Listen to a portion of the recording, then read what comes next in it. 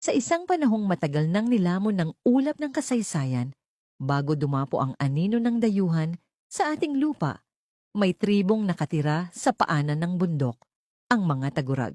Sila'y tagapangalaga ng kalikasan, ng hangin, ulan, at apoy. Matalino, matapang, bantay ng balanses sa mundo. Pinamumunuan sila ni Dato Dagal, isang pinunong ginagalang ng mga diwata. At sa kanyang lahi, isinilang ang dalawang anak. Langit, ang panganay, tahimik, mahinahon, at kinikilala ng mga espiritu ng kagubatan.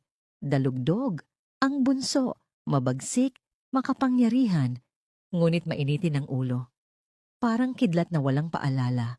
Isang gabi, sa gitna ng malakas na ulan at humahagulhol na hangin, nagtipon ang mga babaylan sa sagradong burol. At mula sa apoy, lumitaw ang hula. Sa gabi ng puting buwan sa gitna ng dilim, ang kapangyarihan ng langit ay bababa sa lupa. At ang karapat-dapat ay pipiliin ng sandatang ulan. Ang sandatang ulan, isang sinaunang itak na sinasabing nililok ng kulog at hinasa ng kidlat, ay ibibigay lamang sa pinunong tunay na dalisay ang loob. Ngunit sa dibdib ni Dalugdog, sumiklab ang inggit. Pakiramdam niya, si langit ang laging pinapaboran.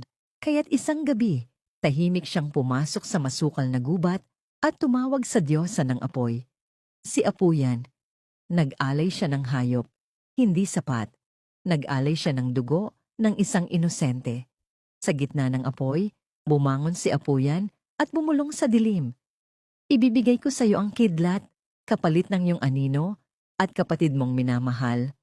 Kinabukasan, sa gitna ng tribo, dumating ang gabi ng pagpili. Lumapit si langit sa altar. Tahimik, nakayuko, ang buwan, bilog na puti. Biglang kumulog, kidlat, sa isang iglap, tinamaan si langit sa dibdib. Bumagsak, wala ng buhay. Tahimik ang buong tribo, walang nakaalam na si Dalugdog ang may sala. At sa gitna ng pagdadalamhati, siya ang tinanghal na bagong pinuno. Dalang-dala niya ang kidlat sa kanyang palad.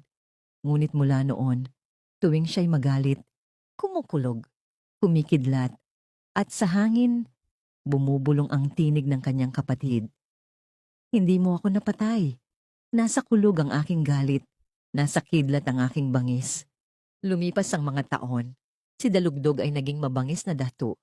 Sinakop ang mga kalapit na tribo. Sinunog ang kagubatan. Ngunit tuwing siya'y nagtatagumpay, umuulan, kumukulog, kumikidlat. Hanggang isang gabi ng malupit na bagyo, umakyat siya sa tuktok ng bundok at sumigaw sa langit. Ako ang tunay na makapangyarihan. Ako ang hari ng kulog at kidlat. Sa gitna ng kanyang sigaw, kumalabog ang langit. Lumagitlit ang hangin at bumagsak ang isang napakalakas na kidlat. Kinabukasan, wala na ang kanyang katawan.